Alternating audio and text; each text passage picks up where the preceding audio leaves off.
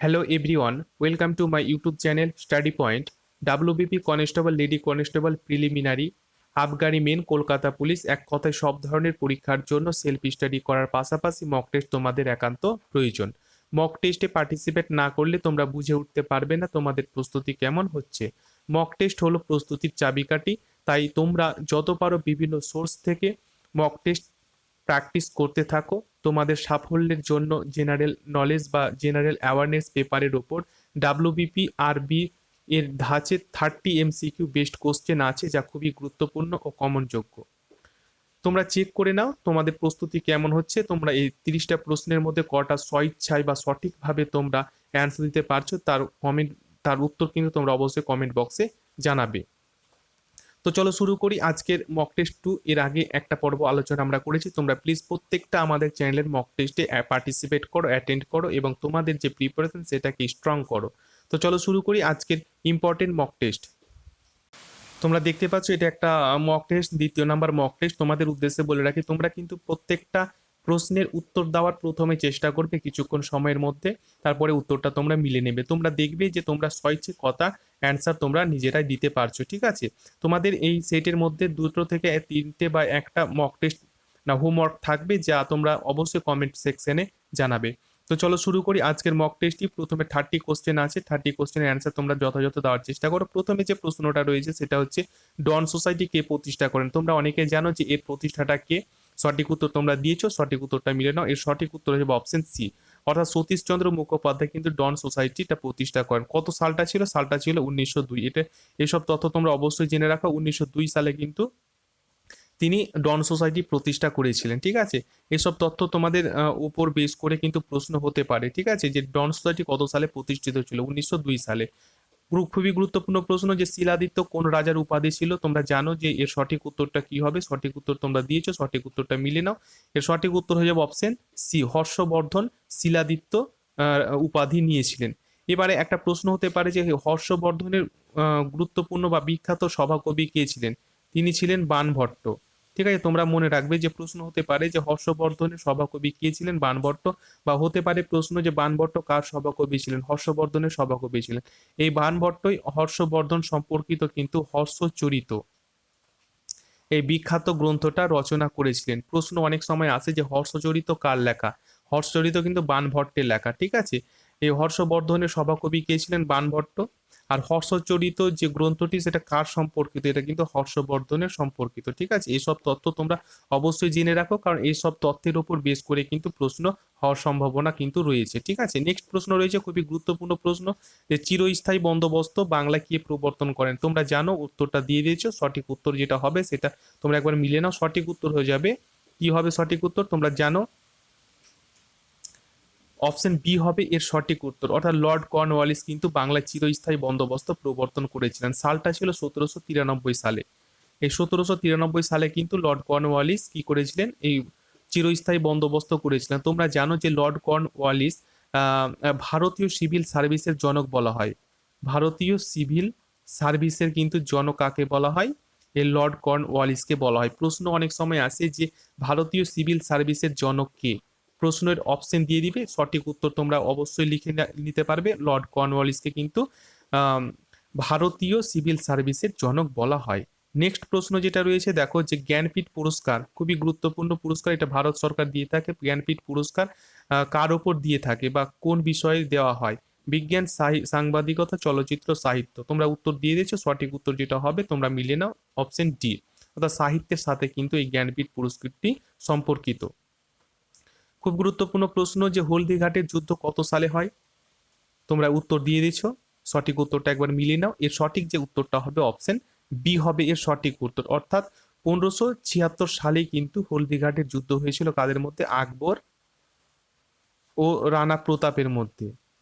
রানা প্রতাপের মধ্যে কিন্তু এই যুদ্ধটা স্বাক্ষরিত হয়েছিল বা যুদ্ধটা হয়েছিল, যেখানে আকবর কি হয়েছিল? জয়ী হয়েছিল, ঠিক আছে। এইসব তথ্য তোমরা জেনে রাখো যে হলদিঘাটের যুদ্ধ প্রশ্ন হতে পারে কাদের মধ্যে হয়েছিল। সঠিক উত্তরটা তোমরা জেনে গেছে।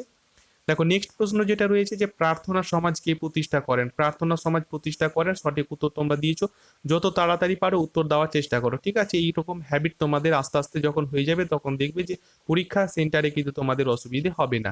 এর সঠিক উত্তর তোমরা জানো, সঠিক উত্তর মিলে নাও, সঠিক উত্তর হবে অপশন বি, অর্থাৎ আত্মারাম পাণ্ডুরঙ্গ কিন্তু প্রার্থনা সমাজ প্রতিষ্ঠা করেছিলেন। কত সালে? সালটা ছিল কত? 1867 সালে কিন্তু তিনি এটা প্রতিষ্ঠা করেছিলেন, ঠিক আছে? নেক্সট প্রশ্ন দেখো, খুবই গুরুত্বপূর্ণ, সত্য বিলোপ নীতি কে প্রয়োগ করেন? আশা করি উত্তর হয়ে গেছে তোমাদের, সঠিক উত্তরটা হবে অপশন সি, ডালহৌসি কিন্তু সত্য বিলোপ নীতি প্রবর্তন করেন, ঠিক আছে?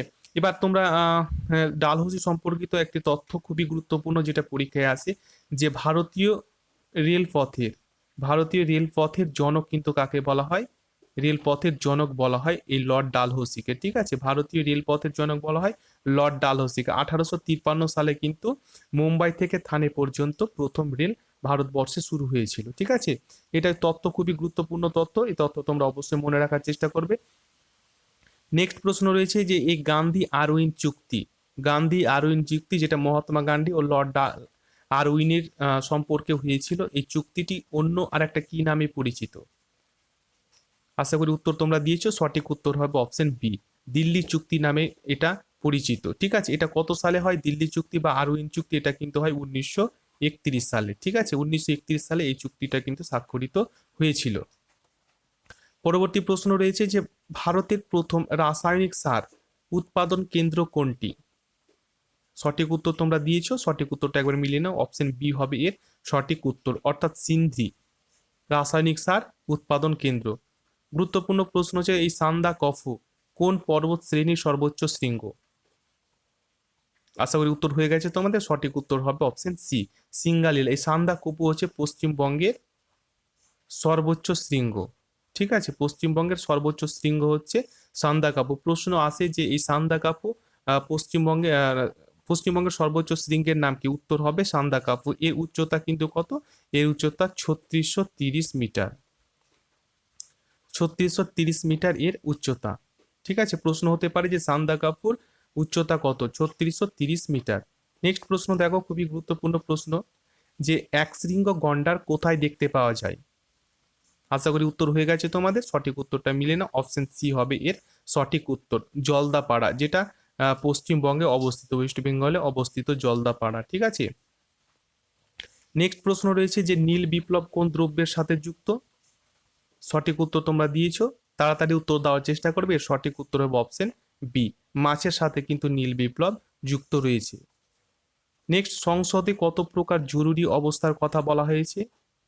আশা করি উত্তর হয়ে গেছে তোমাদের, সঠিক উত্তর হবে অপশন বি, 3 ধরনের কিন্তু জরুরি অবস্থার কথা বলা হয়েছে। নেক্সট প্রশ্ন, জলের তলের শব্দ পরিমাপক যন্ত্রের নাম কি? আর জলের তলের যে শব্দ সেটা কোন যন্ত্রের সাহায্যে পরিমাপ করা হয়? উত্তর হয়ে গেছে তোমাদের, সঠিক উত্তর হয়ে যাবে অপশন বি, হাইড্রোফোন। নেক্সট প্রশ্ন রয়েছে, পশ্চিমঘাট পর্বতের সর্বোচ্চ শৃঙ্গের নাম কি?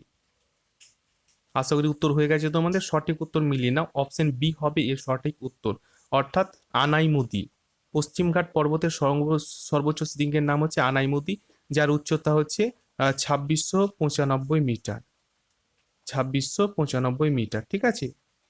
নেক্সট চলো, নেক্সট প্রশ্ন কি রয়েছে দেখবো। তোমরা এইভাবে কিন্তু উত্তরগুলো দিতে থাকো, যত পারো তাড়াতাড়ি উত্তর দেওয়ার চেষ্টা করবে। ভারতের প্রথম জলবিদ্যুৎ কেন্দ্র, খুবই গুরুত্বপূর্ণ প্রশ্ন, এটা কোথায় আছে বা কেন্দ্রের নাম কি? উত্তর হয়ে গেছে, সঠিক উত্তর হবে অপশন ডি, সিদ্রাপং। এটা কোথায় অবস্থিত? এটা কিন্তু দার্জিলিং জেলায় অবস্থিত, ঠিক আছে? এটা কোথায় অবস্থিত? দার্জিলিং জেলায় অবস্থিত। এটা কত সালে তৈরি হয়েছিল? এটা কিন্তু 1848 সালে এটা তৈরি হয়েছিল, ঠিক আছে? সিদ্রাপং যেটা প্রথম ভারতের জলবিদ্যুৎ কেন্দ্র, 1848 সালে কিন্তু এটা তৈরি হয়েছিল। ভারতের ম্যানচেস্টার কাকে বলা হয়? এর সঠিক উত্তর কি হবে? ভারতের ম্যানচেস্টার কাকে বলা হয়? সঠিক উত্তর হয়ে যাবে, তোমরা দিয়েছো, সঠিক উত্তর হবে অপশন বি, আমেদাবাদকে কিন্তু ভারতের ম্যানচেস্টার বলা হয়। নেক্সট প্রশ্ন রয়েছে দেখো, বেরি বেরি রোগ হয় কোন ভিটামিনের অভাবে? আশা করি উত্তর হয়ে গেছে তোমাদের, সঠিক উত্তর হবে বি1 বা বি1 এর মাধ্যমে কিন্তু বেরি বেরি রোগ গঠিত হয়।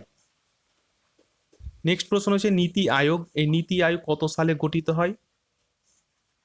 উত্তর হয়ে গেছে তোমাদের, সঠিক উত্তর হবে অপশন বি। আশা করি তোমাদের উত্তরের সাথে মিলে গেছে। 2015 সালে কিন্তু এই নীতি আয়োগ গঠিত হয়। নীতি, NITI, নীতি। এই নীতি কথাটার সঠিক যে ফুল ফর্ম রয়েছে সেটা হচ্ছে নীতি national institution for transforming India. ঠিক আছে, এটা কিন্তু 2015 সালে গঠিত হয়। এর প্রশ্ন হতে পারে এর চেয়ারম্যান কে? এর চেয়ারম্যান কিন্তু পিএমই হচ্ছে নীতি আয়োগের চেয়ারম্যান। বর্তমানে নীতি আয়োগের চেয়ারম্যান তাহলে কি আছেন? নরেন্দ্র মোদী আছেন বর্তমানে নীতি আয়োগের চেয়ারম্যান।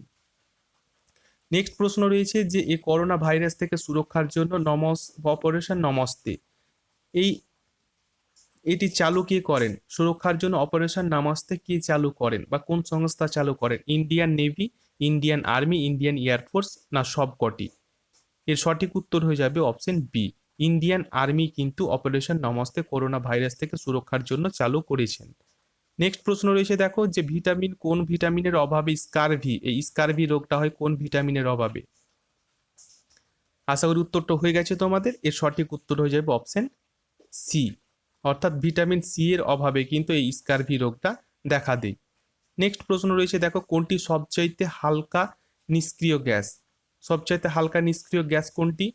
উত্তর হয়ে গেছে তোমাদের, সঠিক উত্তরটা হবে অপশন বি। হিলিয়াম হচ্ছে সবচাইতে হালকা নিষ্ক্রিয় গ্যাস। নেক্সট প্রশ্ন রয়েছে দেখো এই ওয়ার্ল্ড ব্যাংক, এই ওয়ার্ল্ড ব্যাংকের সদর দপ্তর কোথায় রয়েছে? এটা তোমাদের কিন্তু হোমওয়ার্ক রইল। ঠিক আছে, ওয়ার্ল্ড ব্যাংকের সদর দপ্তর কোথায় রয়েছে এটা তোমাদের হোমওয়ার্ক, অবশ্যই তোমরা কমেন্ট বক্সে কিন্তু এর উত্তরটা জানাবে। ঠিক আছে, ওকে।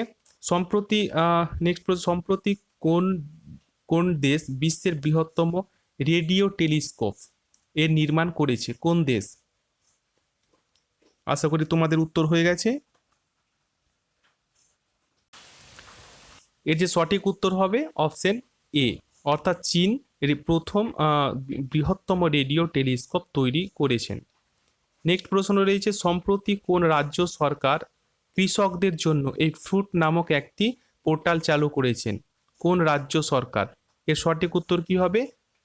উত্তর হয়ে গেছে তোমাদের দেওয়া। এর সঠিক উত্তর হবে অপশন ডি, কর্ণাটক কিন্তু ফ্রুট কৃষকদের জন্য তৈরি করেছেন। প্রশ্ন উল্টে হতে পারে যে এই ফ্রুট নামক যে পোর্টাল চালু করেছে কর্ণাটক সরকার, এ কার সম্পর্কে বা কার সাহায্যের জন্য এটা তৈরি করেছে? সঠিক উত্তর হয়ে যাবে কৃষকদের জন্য। অপশন হতে পারে কৃষক, সাহিত্য, বিভিন্ন ধরনের বা শিশুদের জন্য, কল্যাণের জন্য হতে পারে, কিন্তু সঠিক উত্তর হবে কৃষকদের জন্য কিন্তু এটা চালু করেছে।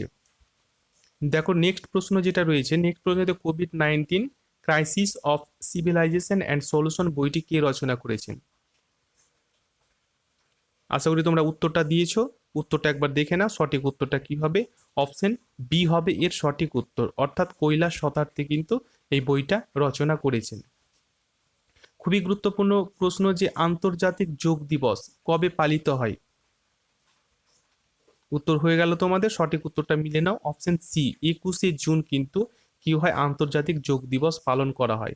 নেক্সট প্রশ্ন রয়েছে দেখো যে ভারতীয় সংসদে কোন কক্ষে অর্থ বিলটা উত্থাপিত করা হয়? কোন কক্ষে? আশা করি উত্তর হয়ে গেল তোমাদের, সঠিক উত্তর হবে অপশন বি, অর্থাৎ লোকসভায় কিন্তু এই অর্থ বিল উত্থাপন করা হয়। তোমরা জানো যে এই লোকসভাকে কি বলা হয়? এই লোকসভাকে কিন্তু নিম্নকক্ষ বলা হয়। নিম্নকক্ষ আর উচ্চকক্ষ তাহলে কি? উচ্চকক্ষ হচ্ছে রাজ্যসভা। উচ্চকক্ষ কি? রাজ্যসভা। সংসদের দুটো কক্ষ, একটা হচ্ছে নিম্নকক্ষ লোকসভা, উচ্চকক্ষ হচ্ছে রাজ্যসভা। ঠিক আছে, তোমাদের জানা গেল। দেখো নেক্সট প্রশ্ন রয়েছে দেখো লোকসভা অধিবেশন বছরে ন্যূনতম কতবার হওয়া দরকার? লোকসভার অধিবেশন ন্যূনতম বছরে কতবার হওয়া দরকার? আশা করি উত্তর তোমাদের হয়ে গেছে। সঠিক উত্তরটা মিলে না, অপশন বি, অর্থাৎ দুবার কিন্তু বছর ন্যূনতম হতেই হবে লোকসভার অধিবেশন। ঠিক আছে,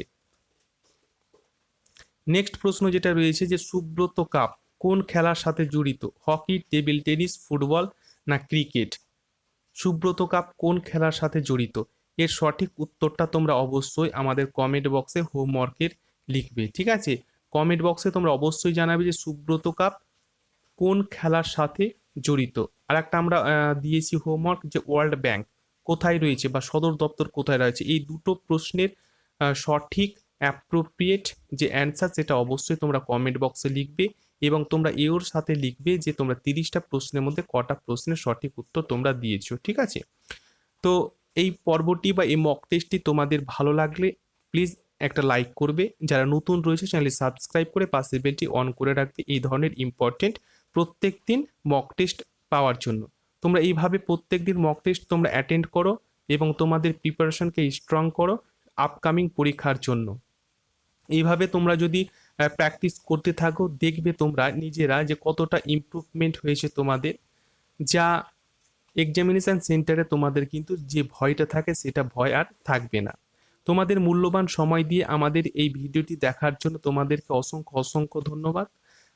আবার দেখা হবে, কথা হবে অন্য একটি পর্বে। ততক্ষণ ভালো থেকো, সুস্থ থেকো, পরিবারের সাথে থেকো, নিজের প্রতি খেয়াল রেখো, তোমাদের স্টাডি প্ল্যানটা হাই লেভেলে নিয়ে যাও, ঠিক আছে? আর প্রত্যেক দিন আমাদের চ্যানেলের যে ডেলি মক টেস্টগুলো হয় সেগুলো প্রত্যেকটাতে পার্টিসিপেট করো এবং তোমাদের স্টাডি প্ল্যানের অর্থাৎ সেলফ স্টাডি প্ল্যানের মেজারমেন্ট করো, ঠিক আছে? ধন্যবাদ।